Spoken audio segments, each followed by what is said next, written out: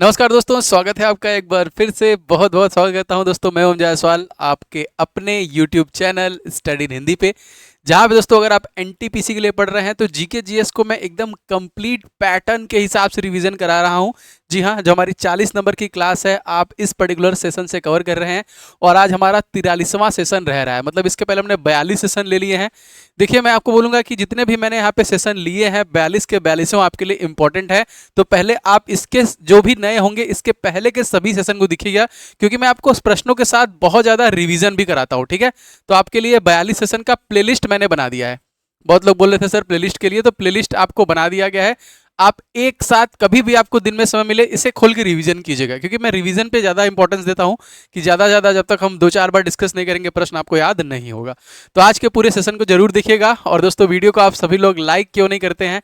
सभी लोग वीडियो को लाइक कर दीजिएगा। चैनल पर नए होंगे तो सब्सक्राइब करके बेल बटन को दबा लेंगे और ऑल पे कीजिएगा। देखिए, ये ऑल वाला है ना, इससे आपको सभी नोटिफिकेशन मिलेंगे।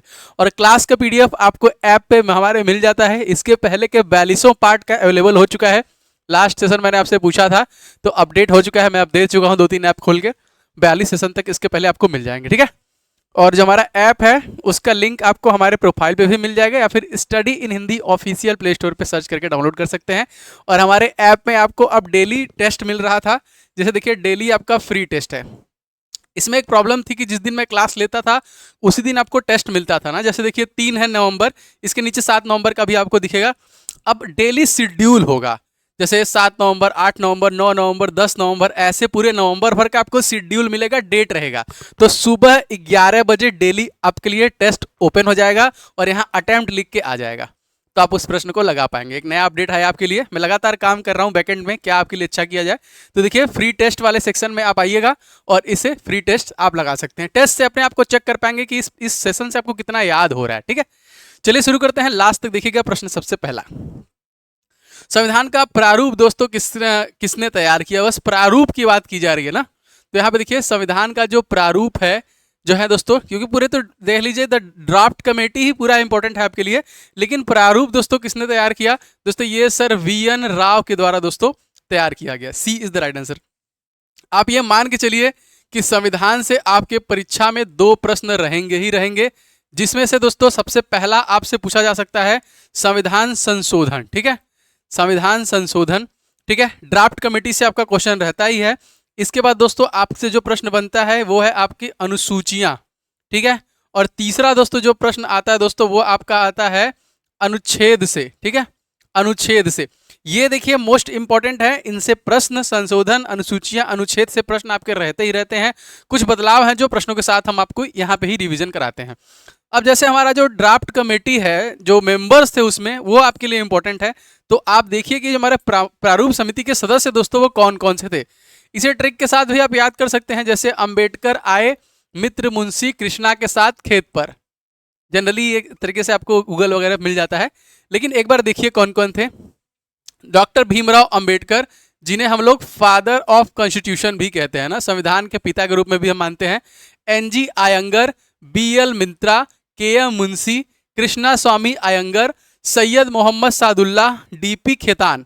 अब दोस्तों इसको आपको एकदम रट्टा मारना पड़ेगा। ठीक है, एकदम आप कुछ भी करके इन नामों को रटिए। क्लास में आपको मैं रेगुलर बताता भी रहूंगा, लेकिन आप रटिए इसको। डॉक्टर भीमराव अंबेडकर, एनजी आयंगर, बीएल मित्रा, केएम मुंशी, कृष्णा स्वामी अयंगर और सैयद मोहम्मद सादुल्ला और डीपी खेतान। अब बाद में देखिए जो बीएल मिश्रा हैं, इनके स्थान पर एन माधवराज और डीपी खेतान के स्थान पर देखिए टीटी, जो कि कृष्णामाचारी सदस्य इसके बने थे। तो ड्राफ्ट कमेटी जो है दोस्तों बहुत इंपॉर्टेंट है और हमेशा पूछा जाता है, क्योंकि हमारे संविधान की शुरुआत यहीं से हुई। दोस्तों क्वेश्चन आता है कि कितने दिन लगे थे दोस्तों, ये भी हमारे एग्जामिनेशन में प्रश्न बन चुका है। तो आपको पता होना चाहिए कि ये आपका 2 साल, देखिए ये प्रश्न आप लोग को तो याद ही हो गया होगा, 2 साल 11 माह और 18 दिन का समय लगा था।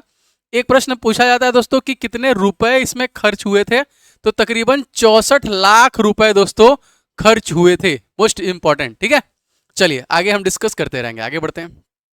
अभी हाल ही में जारी आंकड़ों के अनुसार रूफटॉप क्षमता वाला अग्रणी राज्य कौन है? जी हाँ दोस्तों, सोलर पैनल की बात की जा रही है। तो देखिए यहाँ पे मार्च 2024 तक भारत में स्थापित रूफटॉप सोलर पैनल, जी हाँ, यहाँ पे कुल क्षमता लगभग 11.87 गीगावाट, जिसमें गुजरात पहले स्थान पे है। तो इस क्वेश्चन में देखिए सी से हो जाएगा, करंट अफेयर से आपका क्वेश्चन है ये, ठीक है। अब इसके बाद महाराष्ट्र जो है दोस्तों वो दूसरे स्थान पर है, ठीक है। इसके बाद जो दूसरे स्थान पे आएगा वो आपका महाराष्ट्र आएगा, लेकिन पहले स्थान पे आपका गुजरात है, जो कि छत पर जो सोलर पैनल है, मतलब अब तो गवर्नमेंट ने सब्सिडी देके ये भी व्यवस्था कर दिया है कि आने वाले समय में हम खुद आपसे ऊर्जा लेंगे और आप उसके लिए हम आपको पे करेंगे। जनरली आपने देखा होगा सभी जगह ये लग भी रहा है, ठीक है। तो पहले स्थान पे गुजरात है और दूसरे स्थान पर महाराष्ट्र है। एक प्रश्न आता है बहुत बार, गिर राष्ट्रीय उद्यान, देखिए ये कहां पर है ना, ये प्रश्न आपने देखा होगा, जो कि बाघों के लिए, स्पेशली एशियाटिक लायन के लिए दोस्तों फेमस है ना। कहां पे दोस्तों, ये आपका गुजरात में स्थित है। और गुजरात के मुख्यमंत्री का मैं रिवीजन आपको करा देता हूं। तो दोस्तों ये कौन है, तो ये हो जाएंगे भूपेंद्र पटेल। इनका नाम क्या हो जाएगा, तो इनका नाम हो जाएगा भूपेंद्र पटेल, ठीक है। और यहाँ के गवर्नर दोस्तों कौन हो जाएंगे, तो ये हो जाएंगे आपके आचार्य देवव्रत जो हो जाएंगे दोस्तों, यहाँ के गवर्नर हो जाएंगे, ठीक है। और सबसे बड़ी कोस्ट लाइन अगर किसी राज्य की है हमारे भारत की, तो दोस्तों गुजरात राज्य की है। पूरी दुनिया का सबसे बड़ा स्टेडियम, ठीक है, हाँ, नरेंद्र मोदी स्टेडियम, इसका नाम भी आपको पता होना चाहिए। ये कहां पर है, ये भी आपका गुजरात में। पूरी दुनिया की सबसे ऊंची सबसे ऊंचा स्टैच्यू ना, तो दोस्तों इस स्टैच्यू का नाम आप कमेंट करके बताएंगे, जो कि दोस्तों किसकी है, लाल बहादुर शास्त्री जी की है। किसकी है, बहुत इंपॉर्टेंट है, हाँ, शास्त्री जी है कि पटेल जी की है, देखते हैं कौन बताता है। उसका नाम आप बताइएगा, हालांकि सबको पता है स्टैच्यू ऑफ यूनिटी, बस आप मुझे ये बताइए कि लाल बहादुर शास्त्री जी का है कि पटेल जी का है, ठीक है। चलिए आगे बढ़ते हैं। स्टैनली कप किस खेल से संबंधित है, ये मैं एक क्वेश्चन अपने सेशन में रखता जरूर हूं, क्योंकि रेलवे के अब तक प्रीवियस ईयर क्वेश्चन अगर आपने देखा होगा तो उसमें इससे प्रश्न बने ही बने हैं ना। तो खेलों संबंधित प्रश्न आते हैं। फिलहाल इसका संबंध तो हॉकी से है, जैसे मुझे पता है, लेकिन हॉकी से और कौन कौन से हैं वो देखते हैं। तो फिलहाल देखिए यहाँ पे सी से हो जाएगा आपका हॉकी। कुछ इंटरेस्टिंग फैक्ट बताऊं आपको, जैसे अब तक जो है कि भारत ने ओलंपिक में 10 गोल्ड मेडल जीते हैं, ठीक है, जिसमें से सबसे पहला इंडिविजुअल बता रहा हूं आपको, वो कौन है दोस्तों, तो ये है आपके अभिनव बिंद्रा, ठीक है। और दूसरा इंडिविजुअल दोस्तों अगर आपसे किसी से पूछा जाएगा तो ये कौन हो जाएंगे, ये हो जाएंगे आपके नीरज चोपड़ा। मैं इंपॉर्टेंस बता रहा हूं, तो ये हो गया 1-2, और बाकी 8 दोस्तों किसे मिला है, तो दोस्तों हमारी जो इंडियन हॉकी टीम है उसको मिली है, ये इसलिए और इंपॉर्टेंट है। मतलब हम लोग ओलंपिक में कुल मिला जुला के अभी तक 10 ही गोल्ड जीते हुए हैं, जिसमें दोस्तों हमारी इंडियन हॉकी टीम 8 बार गोल्ड लाई हुई है भारत के लिए, समझ रहे हैं। तो हॉकी के लिए देखिए ये सारे कप हैं, इनको एक बार ध्यान से देखिए, रिवीजन कीजिए, दिमाग में 2-4 बार बोलिए, आपको याद होगा, पीडीएफ से रिवीजन करिए। देखिए ध्यानचंद्र ट्रॉफी, ठीक है, पहला ध्यानचंद्र ट्रॉफी पहला। दूसरा देखिए नेहरू ट्रॉफी, ठीक है। तीसरा देखिए सिंधिया गोल्ड, ये भी इसी संबंधित है। इंदिरा कप देखिए ये भी संबंधित है। मगुरप्पा ट्रॉफी देखिए इसी से संबंधित है। महाराजा रणजीत सिंह ट्रॉफी दोस्तों इसी से संबंधित है। सुल्तान अजलान शाह कप दोस्तों ये भी देखिए इसी से संबंधित है। तो ये सब ट्रॉफियां और कप का संबंध किससे दोस्तों, हॉकी से है। और मैंने आपको बताया था कि हॉकी, क्रिकेट, फुटबॉल ना, एलसीएम के बाद एचसीएफ जो होता है, इसमें खिलाड़ियों की संख्या दोस्तों एक पक्ष में कितने होते हैं, तो दोस्तों 11 होते हैं। ये आपको एकदम अच्छे से याद होना चाहिए। दोस्तों आप सेशन को लाइक जरूर कर दिया करो और शेयर किया करो अपने दोस्तों के साथ। मैं पूरी कोशिश करता हूं दोस्तों कि इस सेशन से आपको मैक्सिमम बेनिफिट हो। कुछ मेरे पर्सनल इशू की वजह से मैं रेगुलर नहीं रह पा रहा हूं, लेकिन मैं अपनी पूरी कोशिश कर रहा हूं, मैं आपको छोड़ूंगा नहीं। मैं एकदम जारी किया हूं, लड़ाई है, कुछ चीज़ें ऐसी हैं जो परेशान कर रही है ना, अच्छी चीज़ों में लोग परेशानी डालते हैं, तो वही मेरे साथ हो रहा है कि अच्छा कुछ करो तो कुछ ना कुछ अड़चन आता रहता है। लेकिन मैं आपका साथ छोड़ूंगा नहीं, मेरा वादा है आपसे। बस थोड़ा सा पेशेंस रखिएगा ना, थोड़ा सा रखिएगा। थोड़ी समस्याएं हैं, घरेलू समस्याएं हैं, मैं आपको बता दूं, अब क्या बताऊं मैं घरेलू समस्याएं। संविधान के किस अनुच्छेद में संसद के गठन का प्रावधान है? अनुच्छेद तो मैं आपको इतना रटवा चुका हूं, लेकिन फिर से भी इन 5 को आपको बताऊंगा, 4 को बताऊंगा। देखिए संविधान के किस अनुच्छेद में संसद के गठन के बारे में बताया गया, तो ये 4 जब भी आप याद करो तो 4 याद करो। कैसे याद करोगे? सबसे पहले 79 आता है, उसके बाद आपका 80 आता है, उसके बाद आपका 81 आता है, उसके बाद आपको 85 आता है, ठीक है। तो अब आप इन्हीं 4 को सबसे पहले याद करोगे, एकदम ध्यान से रखो, मतलब एक साथ 4 याद करो, ठीक है। तो 79 में दोस्तों क्या है, तो 79 में हो जाएगा आपका संसद, ठीक है, संसद के गठन के बारे में बताया गया है। अब देखिए ज्यादा उच्च सदन जिसको बोलते हैं, मतलब हाई लेवल का सदन कौन सा है, ठीक है। तो लोकसभा और राज्यसभा, तो राज्यसभा क्या है, उच्च सदन है, लोकसभा क्या है, निम्न सदन है। तो ऊपर वाला जो है दोस्तों पहले आएगा, उसके बाद में आएगा, मतलब आपको समझाने के लिए बोल रहा हूं। तो 80 पहले आएगा, बाद में आपका 81 आएगा, समझ रहे हैं। तो देखिए जैसे राज्यसभा आपका पहले आएगा, तो राज्यसभा का गठन के बारे में दोस्तों दिया गया है अनुच्छेद, ये सारे आर्टिकल हैं, ठीक है। Article article article article. और इसके बाद आता है आपका लोकसभा, ठीक है। इसके बाद आता है आपका लोकसभा और लोकसभा भंग। इसके बाद आता है आपका लोकसभा भंग। ये 4 आर्टिकल आपको अच्छे से याद रखने हैं। 79 में दोस्तों इस क्वेश्चन का सही आंसर सी हो जाएगा। 79 में दोस्तों क्या है, संसद, पहले संसद है, उसके बाद आपका राज्यसभा है, फिर आपका लोकसभा है, फिर आपका 85 भंग है। चारों एक साथ बता रहा हूं क्योंकि इस प्रकार से प्रश्न आते हैं। संसद पूछ लेगा तो आप मान लीजिए लोकसभा पूछ लेगा तो आप बोलेंगे 79। जब 79 भी अगर आपको याद रहेगा तो उसके आगे बढ़ोगे तो लोकसभा के पहले वाला राज्यसभा ही आएगा 80, उसके बाद 81 आएगा, फिर 85 आएगा। तो आप इस तरीके से याद करेंगे। आर्टिकल नंबर 79 में संसद, आर्टिकल नंबर 80 में राज्यसभा, आर्टिकल नंबर 81 में आपका जो कि लोकसभा, और आर्टिकल नंबर 85 में जो है लोकसभा भंग हो जाएगा, ठीक है। चलिए आगे बढ़ते हैं। 79 से हो जाएगा। कौन सी प्राकृतिक सीमा भारत और श्रीलंका को अलग करती है? तो बिल्कुल सही, देखिए क्या होगा, जिब्राल्टर, बेरिंग, होमरूज। आपको लगभग इसके पहले सेशन में मैंने सारे बताए, लेकिन फिर से रिवीजन करा दूंगा। तो पाक जल डमरू मध्य दोस्तों जो हो जाएगा, यही आपका अलग करती है। और आप यहाँ पे देख भी सकते हैं इस तरीके से, यह देखिए गल्फ ऑफ मन्नार, और यही देखिए है आपका क्या, पाक स्ट्रेट है ना, जो कि भारत का देखिए तमिलनाडु वाला क्षेत्र है, और ये है आपका श्रीलंका, इसको अलग करती है। अब आपने देखा होगा इसमें मैंने आपको बताया था डमरू मध्य, देखिए डमरू डमरू डमरू, मतलब 2 ऐसे भूभाग जो किसी जलीय सीमा से अलग होते हैं, वही होते हैं, और इनका आकार मतलब डमरू के आकार का होता है जनरली, इसीलिए उसको जल डमरू मध्य बोलते हैं ना। जैसे इसमें तो डमरू बन रहा है, देखिए बन रहा है कहीं ना कहीं, ये ऐसे ही है ना, ये डमरू बन रहा है, मतलब इसी टाइप से इसको बोलते हैं इसीलिए, ठीक है। अब यहाँ पे हमारे पास जिब्राल्टर है, तो जिब्राल्टर में आपको बहुत बता जाऊँ जो कि स्पेन और मोरक्को को अलग करता है, ठीक है। इस तरह आपका बेरिंग है, तो बेरिंग अमेरिका और एशिया को अलग करता है ना, बिल्कुल सही। रसिया और उसके बीच में अलास्का, अमेरिका का अलास्का और देखिए रसिया के बीच में आता है। हो देखिए जो कि होर्मुज है, दो ईरान और ओमान को, देखिए ईरान और ओमान को अलग करता है। और कहाँ पे स्थित है ये भी प्रश्न आता है। तो देखिए आपका जो बेरिंग स्ट्रेट है वो आर्कटिक महासागर और पूर्वी प्रशांत महासागर में है। जिब्राल्टर जो है अटलांटिक महासागर और भूमध्य महासागर में, और होर्मुज जो है, होर्मुज, हाँ होर्मुज ही होगा ये, ठीक है, ओमान की खाड़ी और फारस की खाड़ी में है, ठीक है। अटलांटिक महासागर, प्रश्न आता है दोस्तों कौन सा ऐसा महासागर है जो एस आकार का है, और दुनिया का सबसे व्यस्त महासागर कौन सा है दोस्तों, तो वो भी आपका अटलांटिक ही हो जाएगा, ठीक है। आप लोगों के लिए बढ़िया खुशखबरी है भाई कि आपका test series almost done, complete हो गया है। आप लोग अभी तक अगर टेस्ट सीरीज नहीं लिए हैं तो एनटीपीसी सीबीटी 1 के लिए टेस्ट सीरीज ले लीजिएगा, जो कि ऐप में टेस्ट सीरीज वाले सेक्शन में आ गया है, और ये कंप्लीट भी हो चुका है, जो कि रेलवे एनटीपीसी का फुल लेंथ टेस्ट है दोस्तों। आप इसे कंप्लीट मतलब इसमें आपको सारा मिल जाएगा, आपका मैथ, जीके और आपका जो कि रीजनिंग, ये तीनों एक साथ 100 क्वेश्चन एकदम परीक्षा पैटर्न पे जो होते हैं, ये फुल लेंथ वाला है। कुछ लोगों को लगता है उनको बस रीजनिंग का लेना है तो बस रीजनिंग ले सकते हैं, और देखिए जीके ले सकते हैं, और अलग अलग है, तीनों अलग अलग भी ले सकते हैं, और एक कंप्लीट में है। और इन सभी में दोस्तों आपको 50+ सेट मिलेंगे टेस्ट सीरीज के, ठीक है। 50+ सेट आपको सभी में मिलेंगे, 50 सेट 50 सेट 50 सेट सभी में मिलेंगे, और सभी डिटेल के साथ हैं, मतलब उनके सोल्यूशन के साथ है, चाहे वो जीके का है, चाहे मैथ का है, चाहे रीजनिंग का है, सब सोल्यूशन के साथ आपको मिलेगा।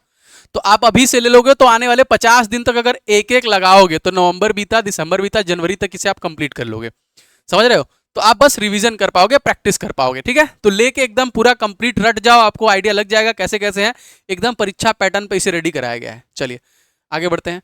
भारत ने पहली बार कच्चे तेल खरीदने के लिए रुपए में भुगतान किया किस देश के साथ, मतलब कच्चा तेल लेने के लिए पहली बार ऐसा हो रहा है कि भैया लो हम तुमको रुपया दे रहे हैं ना, ऐसा नहीं हमको डॉलर देना है, दिनार देना है ना, ये सब कुछ नहीं देना है। यहाँ पे जो हुआ है दोस्तों, ये हुआ है यूएई के साथ, संयुक्त अरब अमीरात। इस क्वेश्चन में देखिए सी आंसर करेक्ट हो जाएगा, और इसी के साथ दोस्तों पहली बार ऐसा हुआ है। अब कुछ आपको बातें बताता हूं पहले संयुक्त अरब अमीरात से जुड़ी, ठीक है। अगर हम बात करें कि तेल के भंडार के मामले में, ठीक है, अगर हम बात करें कि तेल के भंडार के मामले में तो दुनिया का कौन सा दोस्तों देश हो जाएगा?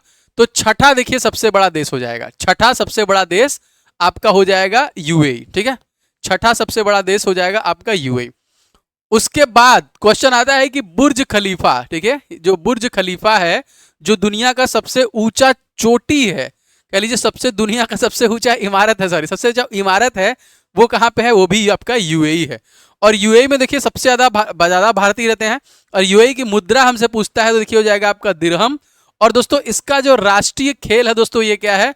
तो ऊंटों की दौड़ ये कराते हैं, यही इनका राष्ट्रीय खेल हो जाएगा। ठीक है, तो समझ गए। अगर आपसे पूछा जाएगा तेल भंडारण में दोस्तों कौन से पोजीशन पे हैं, तो ये 6वें नंबर पे आते हैं। और यूएई की अर्थव्यवस्था मध्य पूर्व एशिया में सबसे विकसित है। बुर्ज खलीफा से दोस्तों प्रश्न आता है, जो सबसे ऊंचा इमारत है आपका यूएई में ही है। और दोस्तों दिरहम यहाँ की करेंसी हो जाएगी, और ऊंट दौड़ यहाँ का दोस्तों राष्ट्रीय खेल हो जाएगा। और तत्कालिक यहाँ के महामहिम कह लीजिए राष्ट्रपति जो हैं, इनका नाम जो है 1 2 3 4 5 6, ठीक है, टोटल 6 वर्ड मिला के है भाई, शेख मोहम्मद बिन जायद अल नहयान। ठीक है, शेख मोहम्मद बिन जायद अल नहयान, जो फोटो में आप देख रहे हैं पिक्चर में, यही है यहाँ के। ठीक है, तो याद रहेगा आपको। और अगर आपसे पूछा जाएगा कि कमेंट करके बताइएगा इंटरनेशनल क्रिकेट काउंसिल का हेडक्वार्टर कहाँ पर है, ठीक है, तो आप लोग बताइएगा भाई कहाँ पर है इंटरनेशनल क्रिकेट काउंसिल, जिसकी स्थापना कब हुआ है दोस्तों? 1909, सन 1909। और प्रेसिडेंट कौन है? तो भारत के तत्कालिक जो पूर्व में थे अमित शाह जी के बेटे जय शाह हो जाएंगे। ठीक है, अभी रोजर बिन्नी हो जाएंगे बीसीसीआई के। चलिए भाई आगे बढ़ते हैं। हरियाणा के मुख्यमंत्री कौन बने हैं भाई? फिर से चुनाव हुआ, जैसा मैंने आपसे बताया था कि जम्मू कश्मीर में भी चुनाव हो रहा है और आपका हरियाणा में भी चुनाव हो रहा है। तो मैं आपको सारे ऑप्शन के साथ इसीलिए बता रहा हूँ। तो देखिए सही आंसर की बात करेंगे तो नायब सिंह सैनी जो थे वही हैं, क्योंकि बीजेपी जीत गई, तो ये बीजेपी से थे, तो ये हरियाणा के हो गया मुख्यमंत्री। अब हमारा जो ऑप्शन पहला है ये दोस्तों कौन है? तो ये हो जाएंगे हरियाणा के गवर्नर हो जाएंगे। ठीक है, हरियाणा के गवर्नर हो जाएंगे। और भगवंत मान, ठीक है, ये हैं भैया तत्कालिक, अब पंजाब में भी चुनाव होने वाला है, तो ये हो जाएंगे पंजाब के मुख्यमंत्री। ठीक है, और मैंने आपको बताया था कि जम्मू कश्मीर में भी चुनाव होने वाला है, तो जम्मू एंड कश्मीर के दोस्तों जो सीएम है, मुख्यमंत्री हैं, वो कौन हो जाएंगे? वो हो जाएंगे आपके उमर अब्दुल्ला। ठीक है, अब यहाँ पे अगर आपसे पूछा जाएगा जम्मू एंड कश्मीर के एलजी लेफ्टिनेंट गवर्नर कौन है, तो इनका नाम क्या हो जाएगा? तो इनका नाम हो जाएगा मनोज सिन्हा हो जाएगा। ठीक है, अब आप बोलेंगे सर जम्मू कश्मीर का हो गया, हरियाणा का हो गया, पंजाब का भी बता दीजिए। तो पंजाब के जो गवर्नर हो जाएंगे ये हो जाएंगे गुलाब चंद्र कटारिया। ठीक है, तो तीनों राज्यों का मैंने आपको बता दिया, इंपॉर्टेंट है। हरियाणा में भी रिसेंटली इलेक्शन है, और गवर्नर और चीफ मिनिस्टर बहुत इंपॉर्टेंट है, क्योंकि उससे प्रश्न परीक्षा में आते हैं, 100% बनते हैं। 2 नंबर मान के चलिए, किसी का पूछ लेगा आपसे। तो ऑलरेडी मैं सब बता चुका हूं, मैं बताता रहूंगा, क्लास आप मेरा छोड़िएगा मत, देखा करिए। शिमला के सन्यासी के रूप में दोस्तों कौन विख्यात है? तो अगर आपसे पूछा जाएगा कांग्रेस के फाउंडर दोस्तों कौन थे, कांग्रेस की खोज मतलब वही कह लीजिए, कांग्रेस की खोज किसने की, पिता कौन है दोस्तों माना जाता है? तो एओ व्यूम। देखिए एक परीक्षा में ना इसका कंप्लीट नाम क्या है? मान लीजिए अगर व्यूम नहीं आया तब एओ आ गया, तब क्या करेंगे? तो इसका पहले पूरा नाम आपको पता होना चाहिए। तो इनका पूरा नाम देखिए एलेन ऑक्टेवियन ह्यूम था, एओ व्यूम था। ठीक है, जो कि दोस्तों शिमला के सन्यासी के रूप में इनको विख्यात थे, इनको जाना जाता था शिमला के सन्यासी के रूप में। अब दोस्तों क्वेश्चन आता है कि कांग्रेस की पहली बैठक कब हुई थी? जब व्योमेश चंद्र बनर्जी देखिए अध्यक्षता किए थे। तो दोस्तों ये हुआ था आपका, फाउंडेशन भी इसी समय है आपका 1885। अब कांग्रेस के अधिवेशन से बहुत सारे प्रश्न आपके पूछे जाते हैं। ठीक है, जैसे एक प्रश्न आया था, अभी मैं देख रहा था पेपर, कानपुर अधिवेशन, कानपुर अधिवेशन कब हुआ? ठीक है, तो दोस्तों ये हुआ था 1925। और एक चीज और इंपॉर्टेंट है, इससे आगे मैं क्वेश्चन लिया हूं, आप समझ गए होंगे, कुछ क्रांतिकारियों ने धमाका किया था कहीं, उसी से रिलेटेड है ये। ठीक है, कानपुर अधिवेशन सरोजिनी नायडू इसकी अध्यक्ष थी। बेलगांव अधिवेशन इसके 1 साल पहले हुआ था 1924 में, उसमें कौन थे? तो दोस्तों उसमें थे आपके अध्यक्ष महात्मा गांधी जी थे। तो इससे रिलेटेड क्वेश्चन आता है ना। चलिए आगे बढ़ते हैं। सिमलीपाल राष्ट्रीय उद्यान कहां पर स्थित है जहां पर हाल ही में 10 ब्लैक टाइगर देखे गए? ठीक है, सिमलीपाल और भितरकनिका। भितरकनिका, ये दो प्रमुख जो है दोस्तों उद्यान है वो उड़ीसा राज्य से हैं। बिल्कुल, देखिए भितरकनिका राष्ट्रीय उद्यान और सिमलीपाल राष्ट्रीय उद्यान। मैं यहाँ पे लिखता इसलिए हूं ना कि पीडीएफ में ये लिखा हुआ नहीं आता है, जैसे मैंने यहाँ पे पहले लिख दिया तो ये तो इससे आपको पीडीएफ में रिवीजन हो जाएगा, आपको याद भी रहेगा।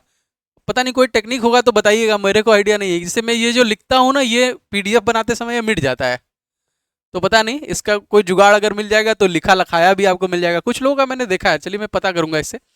उड़ीसा देखिए सिमलीपाल जो है कहाँ पर है? सिमलीपाल कहाँ पे है? उड़ीसा में है। उड़ीसा के मुख्यमंत्री कौन है? तो ये हैं आपके मोहन चरण मांझी। ठीक है, उड़ीसा के गवर्नर दोस्तों कौन है? तो ये हो जाएंगे आपके रघुवर दास। ठीक है, और भितरकनिका भी याद रख लीजिएगा। और भी क्या क्या चीजें हैं जो उड़ीसा में फेमस है ना, ये भी देख लेते हैं। उड़ीसा के कुछ प्रसिद्ध पर्यटन स्थल है, देखिए कोणार्क का सूर्य मंदिर ना, कोणार्क का सूर्य मंदिर कितने रुपए के भारतीय नोट पे चित्रण किया गया है? 10 रुपए के ना। नंदन कानन देखिए, चिल्का लेक, सॉल्ट लेक जो है आपका, धौली बौद्ध मंदिर है, उदयागिरी जो कि खंडनगिरी की प्राचीन गुफाएं हैं, रत्नागिरी, ललितगिरी, हीराकुंड बांध जो कि सबसे लंबा बांध है, किस नदी पर है? तो ये आपका महानदी पर है, जो कि सौरो ऑफ उड़ीसा कहा जाता है, इसे उड़ीसा का शोक भी कहा जाता है। दुदुमा जलप्रपात देखिए फेमस है, और ऊषा कोटी वन्यजीव अभ्यारण्य भी है जो घूमने लायक स्थल है आपका उड़ीसा में। तो ये सारे प्रश्न आपके उड़ीसा से स्टैटिक जीके से बन सकते हैं। ठीक है, चलिए आगे बढ़ते हैं। अब देखते हैं अगला प्रश्न। हाल ही में लोकसभा द्वारा प्रेस नियतकालीन पत्रिका रजिस्ट्रीकरण विधेयक 2023 पारित किया गया। यह किसके स्थान पर दोस्तों आया था? तो सही आंसर की बात करें देखिए तो ये प्रेस और पुस्तक रजिस्ट्रीकरण अधिनियम सन 1867 के तहत आया था, और ये आपके PYQS में देखिए क्वेश्चन आपसे पूछा था। ठीक है, चलिए आगे बढ़ते हैं। नौजवान भारत सभा के प्रथम सचिव जो थे दोस्तों वो कौन थे? तो नौजवान जो भारत सभा है दोस्तों इसके प्रथम सचिव दोस्तों कौन थे? तो सी देखिए हो जाएगा आपका भगत सिंह। अब इसी स्टैब्लिशमेंट से भी प्रश्न पूछा गया है, तो दोस्तों इसकी स्थापना मार्च 1926 में की गई थी। क्रांतिकारी भगत सिंह, भगवती चरण बोहरा, सुखदेव और यशपाल जैसे लोगों के द्वारा दोस्तों इसकी स्थापना जो की गई थी वो लाहौर में की गई थी। ठीक है, याद रखिएगा। चलिए यहाँ पे एक 4 ऑप्शन दिए गए हैं, आपको बताना है इन चारों ऑप्शन में से जनरल डायर की हत्या किसने की थी। ठीक है, कौन से हमारे क्रांतिकारी थे जिन्होंने जनरल डायर को घुस के मारा था? चलिए बताइएगा। जीव जंतुओं वनस्पतियों के अवशेष को दोस्तों क्या कहा जाता है? फॉसिल। अच्छा ठीक है, सही हो जाएगा यहाँ पे इस क्वेश्चन में देखिए आपका बी फॉसिल।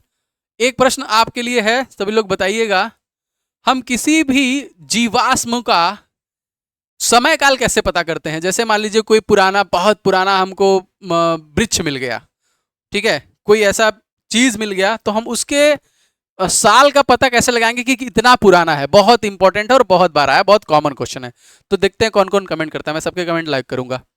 आप लोगों के लिए कुछ इंपॉर्टेंट ई बुक्स हैं, बहुत सारे लोग ले चुके हैं, लेकिन अभी भी बहुत सारे लोग सोच रहे हैं, तो ले लीजिए, परीक्षा से पहले पहले रिवीजन कर लीजिए। 500 प्रश्नों का देखिए मैथ का सुपर गेस्ट क्वेश्चन है आपका, गणित का सॉल्यूशन के साथ दोस्तों, जो कि अति संभावित है। तो परीक्षा से पहले पहले इन 500 प्रश्नों को लगा के जाइए, आपका मैथ ऑलमोस्ट कंप्लीट हो जाएगा इससे पूरा। और जीके को दोस्तों पूरा टॉपिक वाइज कवर किया है मैंने, इसीलिए सभी अति महत्वपूर्ण जो टॉपिक हैं आपको इसमें मिल जाएंगे, इसीलिए इसका नाम ऑल इन वन है, आपको सभी एग्जाम में काम देगा, जीके का है। और स्टैटिक जीके के 2500 प्रश्न दोस्तों जो अति महत्वपूर्ण है आपके एनटीपीसी परीक्षा के लिए, विथ सोल्यूशन, सभी के डिटेल के साथ दोस्तों 2500 प्रश्न कवर किए गए। ये सभी चीजें आप ई बुक वाले सेक्शन से हमारे ऐप में ले सकते हैं, और इसमें हिस्ट्री का ई बुक जो है दोस्तों ये फ्री है, आप इसे फ्री में ले सकते हैं। इसके साथ साथ साइंस का, हिस्ट्री, पॉलिटी, ज्योग्राफी सभी का ई बुक आपको यहाँ पे मिल जाएगा। तो आप स्टडी हिंदी ऑफिशियल जो हमारा ऐप है इसे प्ले स्टोर से डाउनलोड कर सकते हैं, डिस्क्रिप्शन बॉक्स में भी इसका लिंक मिल जाएगा। किसी व्यक्ति, दल, राष्ट्र या किसी निश्चित निर्णय या कानून को रोकने का अधिकार क्या कहलाता है? वीटो पावर का नाम आपने सुना होगा, अलग अलग देशों के पास भी है। सही आंसर हो जाएगा देखिए आपका वीटो ही होता है। ठीक है, सी हो जाएगा वीटो। अब देखिए समझिए, एक बार समझ लेंगे कभी भूलेंगे नहीं। वीटो का मतलब क्या होता है? ठीक है, किसी विधेयक को अस्वीकार या पुनर्विचार के लिए वापस करना। ठीक है, कोई ऐसा विधेयक है जिसे हम स्वीकार नहीं कर रहे हैं, अस्वीकार, या फिर हम चाहते हैं पे फिर से विचार किया जाए। यह शक्ति किसी व्यक्ति या निकाय को दी जाती है, जैसे कि राष्ट्रपति या राज्यपाल। वीटो की शक्ति कार्यकारी और विधायिका के बीच नियंत्रण और संतुलन के लिए एक तंत्र के रूप में काम करती है। कहीं कहीं वीटो खतरनाक भी होता है, जैसे इस इधर देखिए, जैसे हमारा यूएन है, तो संयुक्त राष्ट्र सुरक्षा परिषद के देखिए 5 जो है स्थायी सदस्य हैं। कौन कौन से, ये प्रश्न आया है। तो चाइना है, फ्रांस है, रूस है, यूनाइटेड किंगडम है और संयुक्त राज्य अमेरिका है, स्थायी सदस्य हैं दोस्तों। और इन सभी को देखिए वीटो पावर दिया गया है। तो ये क्या कर सकते हैं, वीटो पावर को ताकतवर इसलिए माना जाता है क्योंकि पांचों में से किसी एक सदस्य ने इसका इस्तेमाल कर लिया तो जो भी प्रस्ताव, कानून, अधिनियम होंगे वो सब खत्म, कहानी उसकी खत्म हो जाएगी। किसी एक ने भी अपना वीटो पावर यूज कर लिया तो उसका मन नहीं है, कहते भैया फिर से हमको स्वीकार नहीं है, नहीं तो वो कह ले भैया फिर से विचार करिए। तो सबसे बड़ी बात है अगर उसको पुनर्विचार पे भी भेजा गया, देखिए किसी प्रस्ताव को वीटो लगाकर गिरा देने के बाद कम से कम 6 महीने तक उस प्रस्ताव को दोबारा नहीं लाया जा सकता। अगर वीटो लग गया तो आप सोचेंगे तुरंत आ जाए, तो ये भी पॉसिबल नहीं है, ठीक है। वीटो पावर को लेकर अक्सर इसलिए विवाद होता है और इसे अलोकतांत्रिक भी माना जाता है। यही होता है वीटो पावर, खतरनाक। चलिए, असम के वर्तमान में राज्यपाल कौन है। असम बहुत इंपॉर्टेंट है भाई। कांजीरंगा नेशनल पार्क, मानस देखिए कौन कौन से नेशनल पार्क है आपके। एक सींग वाले गैंडे के लिए फेमस है आपका कौन सा, कांजीरंगा, मानस, ओरंग, डिब्रू साइखोसा, देहिंग पटकाई ना, ये सब कहां पे स्थित हैं, सब के सब असम राज्य में ही है। और यहाँ के सीएम कौन है, तो इनका नाम है हेमंता बिस्वा शर्मा, ये हो जाएंगे मुख्यमंत्री। लेकिन हमसे पूछा जा रहा है गवर्नर कौन है, तो श्री लक्ष्मण प्रसाद आचार्य हैं इसके गवर्नर, ठीक है।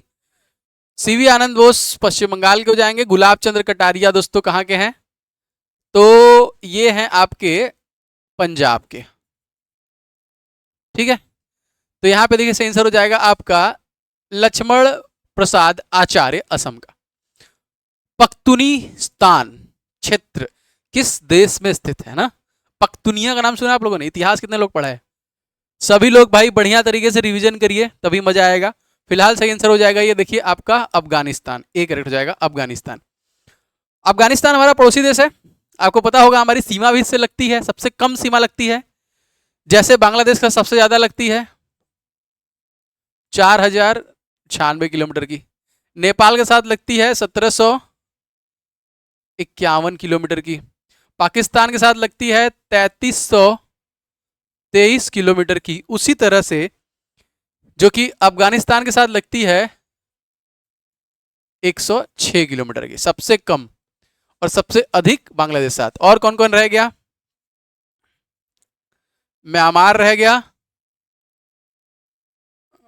भूटान रह गया, चाइना रह गया, 3 और भी देख लीजिए। तो म्यांमार के साथ हमारी जो सीमा रेखा है वो है आपकी 1643 किलोमीटर की, भूटान के साथ जो सीमा रेखा है वो है आपका 799 किलोमीटर का, और चीन के साथ जो हमारी सीमा रेखा है 3488 किलोमीटर का, ठीक है। अब देखिए इन सभी को जोड़िए, 15,200 आता है, आएगा तो मुझे बताइएगा। भारत का जो स्थलीय भाग है उसका लेंथ ये है, और भारत का जो जलीय भाग है उसका लेंथ है 7516.87, ऐसा मान लीजिए 9, इसको 7517 किलोमीटर मान लीजिए, ठीक है। इसमें अंडमान निकोबार इंक्लूडेड है, अगर उसको भी निकाल देंगे तो भारत का जो प्रायद्वीपीय भारत है उसका 6100 हो जाएगा, ठीक है। तो स्क्रीनशॉट लेना चाहते हैं तो ले लीजिए, मैं हट जाता हूँ। लेकिन ये पूरा रटा होना चाहिए, ये सारी चीज़ें एकदम जबान पे रटी होनी चाहिए। आज मैं क्लास थोड़ा ज़्यादा, चलिए 1-2 दिन का कोटा पूरा कर दे रहा हूँ मैं, थोड़ा ज़्यादा लंबा जा रहा है, कोई बात नहीं। यहूदियों का पूजा स्थल दोस्तों किस नाम से जाना जाता है। यहूदियों का पूजा स्थल बहुत बार आपके प्रीवियस ईयर क्वेश्चन में आया है, इसलिए मैंने इसे लिया है, इसको याद कर लीजिएगा, क्वेश्चन आता ही आता है। सिनेनाग देखते हैं कितना खूबसूरत से, यहाँ पे देखिए बैठ के वो प्रेयर करते थे, यहाँ पे इसे देखिए सिनेनाग बोलते थे, ठीक है। अभी हाल ही में प्रधानमंत्री Modi Abu Dhabi BAPS Hindu मंदिर का उद्घाटन किया है। और ये BAPS का जो संक्षिप्त रूप है ये क्या है? तो मैं आपको बता दूं कि संयुक्त अरब अमीरात की पहली हिंदू मंदिर अगर कोई है तो यही है। ठीक है, सही आंसर की बात करेंगे तो बोचा सनवाश्री श्री अक्षर पुरुषोत्तम स्वामीनारायण संस्था इसका फुल फॉर्म है। और ये मंदिर देखिए, ये बहुत ही खूबसूरत और बहुत ही बड़े में दोस्तों ये मंदिर बना है। इसका भव्य रूप आप देख सकते हैं और ये पहला UAE का पहला हिंदू मंदिर है। ठीक है, तो ये इस प्रकार के प्रश्न आ सकते हैं, करंट अफेयर से क्वेश्चन है, क्योंकि फर्स्ट हिंदू मंदिर किसी पर्टिकुलर देश में है ये। अभी हाल ही में ड्रोन मिशन शुरू किया है दोस्तों किस राज्य ने? तो देखिए ड्रोन मिशन जो हाल ही में शुरू किया गया है वो महाराष्ट्र की गवर्नमेंट के द्वारा किया गया है। अब देखिए महाराष्ट्र में भी चुनाव होने वाले हैं, आपने देख लिया होगा। फिलहाल अभी जो यहाँ के CM है वो कौन है? तो अभी जो CM है वो है आपके एकनाथ शिंदे। और अभी जो गवर्नर है दोस्तों वो कौन है? तो ये है CP राधा कृष्णन। ठीक है, अभी जब चुनाव होगा बदलेगा तो मैं आपको बता दूंगा। बाकी सभी राज्यों का आप लोग जानते हैं, गुजरात का राजस्थान के भजन लाल शर्मा, बिहार के नीतीश कुमार, राजेंद्र विश्वनाथ आर्लेकर, गुजरात के आचार्य देवव्रत सिंह, और राजस्थान के हैं हरिभाऊ किशन राव वागड़े। ठीक है, गवर्नर। किस कारण से पृथ्वी पर दिन और रात होता है? देखिए सभी ग्रहों का एक होता है घूर्णन काल और दोस्तों एक होता है परिभ्रमण काल, जो कि सूर्य की परिक्रमा करता है। दोनों में डिफरेंस है। जैसे फिलहाल इस क्वेश्चन का सही आंसर हो जाएगा पृथ्वी का घूर्णन, जो कि दोस्तों कितना है? 23 घंटा 56 मिनट इतना समय लेती है। 23 घंटा 56 मिनट का समय लेती है अपने अक्ष पर घूमने पर। ठीक है, अगर आपसे पूछा जाएगा सबसे तेज कौन घूमता है, कौन सा ग्रह है जो सबसे तेज घूमता है, मात्र 9 घंटा 55 मिनट का समय लेता है दोस्तों, तो वो हो जाएगा आपका जुपिटर, बृहस्पति। ठीक है, ये अपनी धुरी पर इतने कम समय में घूम गया। अब जो उसका परिक्रमण काल है, फिर परिभ्रमण काल है पृथ्वी का, वो कितना है? तो ये हो जाएगा आपका 365 दिन। ठीक है, कभी कभी 366 क्यों हो रहा है? क्योंकि देखिए हर दिन में 4 मिनट बच रहा है, समझ रहे हैं? हर दिन में 24 घंटा नहीं है, 4 मिनट बच रहा है। और एग्जैक्ट इतना ही कह लीजिए 24 घंटा 6 मिनट का समय अगर लगता है, थोड़ा बहुत 24 घंटा से ज्यादा लगता है, 6 या 4 5 यही हो सकता है, आपका है जो हमारा रेड प्लेनेट मंगल। तो हमारे पृथ्वी का और मंगल का जो घूर्णन काल है वो एक है, और यही दिन और रात होने का भी सूचक है। मान लीजिए हम टॉर्च से ऐसे डाल रहे हैं, अब घूम गई, तो इधर अमेरिका वाला हिस्सा देखिए, इधर जो है इधर रात हो गया, इधर दिन है, क्योंकि सूर्य का प्रकाश इधर है, क्योंकि वो दिन और रात जो होता है इसी रीजन की वजह से होता है। इंडियन नेवल अकादमी दोस्तों कहाँ स्थित है? इस प्रकार के प्रश्न बनते हैं, कोचीन याद रखिएगा, B is the right answer. ठीक है, कोचीन हो जाएगा। सॉल्टन सागर किस देश में स्थित है? देखिए सॉल्टन सागर, बाल्टिक सागर ना, इस प्रकार से प्रश्न आए हैं, तो दोस्तों ये हो जाएगा आपका अमेरिका में। देखिए ये कैलिफोर्निया है, नीचे देखिए ये मैक्सिको है, और यही देखिए आपका सॉल्टन सागर है। ठीक है, याद रखिएगा अमेरिका। अमेरिका में चुनाव हुआ है भाई, डोनाल्ड ट्रंप जीत गए हैं। टोटल कितनी सीटें इनको मिली हैं? तो 377 सीटें मिली हैं। 370 पे ही बहुमत होता है, तो इनको बहुमत मिल गया है, और ऐसा करने वाले दूसरे ये राष्ट्रपति बन गए हैं। ठीक है, कमला हैरिस को इन्होंने हरा दिया, जो कि तमिलनाडु भारतीय मूल की हैं वो, याद रखिएगा। निम्नलिखित में से कौन सा GI टैग उड़ीसा राज्य से प्राप्त होता है? दोस्तों ये है आपका जो कि कप डांगड़ा साल, ए इज द राइट आंसर, जो उड़ीसा राज्य से है यहाँ पे। अब देखिए सभी राज्यों में GI टैग इंपॉर्टेंट है। GI क्या होता है? Geographical indication. मैं बताता हूं क्या। जैसे मान लीजिए एक पेन है, समझिए ये पेन है, ये पेन अपने आप में एक यूनिक पेन है। मतलब अगर मैं इसको देखिए, मान लीजिए इसमें बहुत सारे ऑप्शन दिया हुआ है बोर्ड में मेरे, ये देखिए अगर मैं इसमें ऐसे लिखता हूं तो ये ऊपर नीचे कर रहा है, कलर आगे पीछे हो रहा है, तो क्या ये एक जादुई पेन है? मतलब मैंने इसे प्रमोट किया कि इसमें कुछ खास बात है कि ऐसे लिखता है कि वो बाद में गायब हो जाता है। समझिए मैं क्या बताना चाह रहा हूं। तो इस पेन में खासियत है जो इस तरीके से लिख रहा है। तो गवर्नमेंट क्या कहती है कि अगर किसी चीज में इस प्रकार का खासियत है जिससे वो अपने आसपास के एरिया में फेमस है, जिससे कि वो अपने आसपास के एरिया में फेमस है, तो उस पर एक ठप्पा लगा देती है, जिसे हम लोग बोलते हैं GI।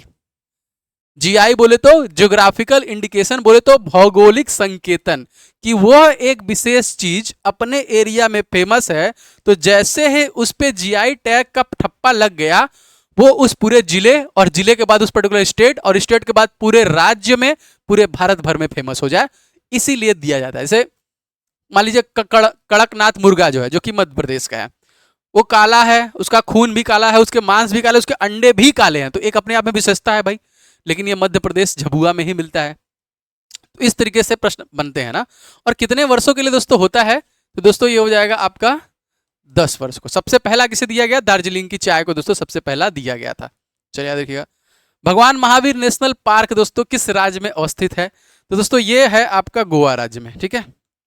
अब गोवा से बहुत सारे प्रश्न बनते हैं। फिलहाल पहला जो प्रश्न है, सीएम कौन है, तो यहाँ पे हैं प्रमोद सावंत, अभी तत्कालिक मुख्यमंत्री हैं प्रमोद सावंत। और दोस्तों गवर्नर कौन है, तो ये हैं पीएस श्रीधरन पिल्लई, पीएस श्रीधरन पिल्लई हो, ठीक है। अब देखिए मैं आपको दो चीज बताता हूं। गोवा पे पहले पुर्तगालियों का शासन था। पुर्तगाली लोग जो थे, सबसे पहले तंबाकू भारत में लाने वाले कौन थे, तो पुर्तगाली ही थे। और सबसे पहले आलू लाने वाले कौन थे भारत में, तो वो भी पुर्तगाली थे। तो देखिए यहाँ पे क्या हुआ कि भारत ने, देखिए जो है कि पहले देखिए गोवा, दमन और दीप केंद्र शासित प्रदेश थे। सन 19, देखिए डेट याद रखिएगा, 1961 12वां संविधान संशोधन है 1961। भारत ने पुलिस कार्यवाही के जरिए पुर्तगालियों के 3 क्षेत्रों पर कब्जा किया था। संविधान के 12वें संशोधन में गोवा को केंद्र शासित प्रदेश बनाया गया, केंद्र शासित प्रदेश बनाया गया। समझिए क्या कह रहा है कि 1961 में पुर्तगालियों को निकाला गया पुलिस कार्यवाही करके, और उसे केंद्र शासित, जो कि वो बनाया गया, केंद्र शासित यूनियन टेरिटरी बनाया गया 1961 में। लेकिन उसे फिर राज्य का भी दर्जा दिया गया।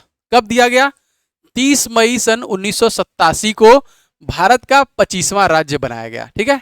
और 30 मई को ही गोवा राज्य की स्थापना दिवस के रूप में भी हम लोग मनाते हैं, तो इसलिए और ये इंपॉर्टेंट हो जाता है, ठीक है।